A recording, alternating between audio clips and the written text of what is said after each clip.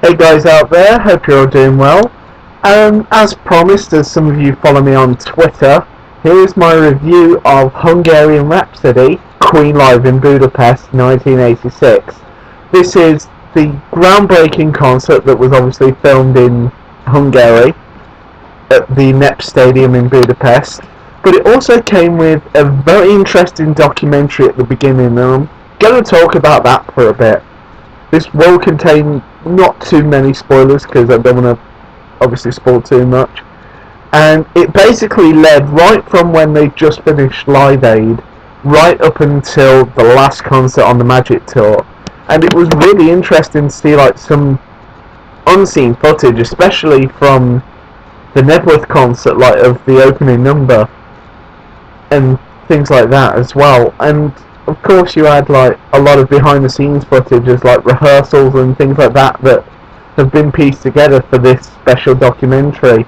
And then it got onto the concert itself, and I have to say, sitting there in the cinema, there have been a lot of Queen fans complaining about the sound from the first night it was shown, but during my showing it sounded fantastic. You know, it was full on, balls to the wall surround sound, and you could actually feel it vibrating through the whole movie theatre.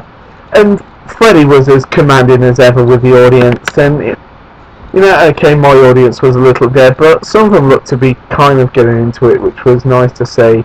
And just to see Freddie and the boys up there doing their thing was absolutely fantastic to watch, and kind of relive in a way. And it was probably the closest, being a huge Queen fan that I am, it's probably the closest I'll get to seeing Freddie live, albeit for a concert film on a cinema screen. And there were some funny elements to it as well, like the behind the scenes stuff that they show, like where Freddie is walking through the city, and there's this one scene where he's on the boat. I can talk about this because it's even on the concert that was officially released.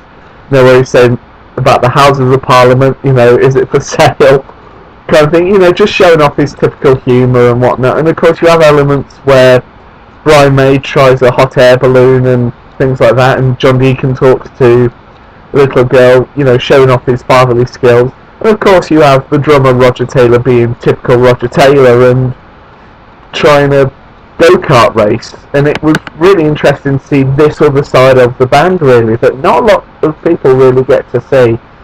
And obviously the band get their chances to shine, where John Deacon is completely drunk by the end of the gig, because it's quite well known now that during that particular tour he had a complete cocktail bar made up behind his amplifier that his roadie would whip up for him, so that by the end of the gigs he'd be flying, hence his awkward dancing by the time he got to We Will Rock You.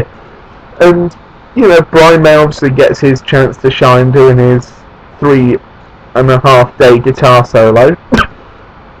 As we all know, that's really common law.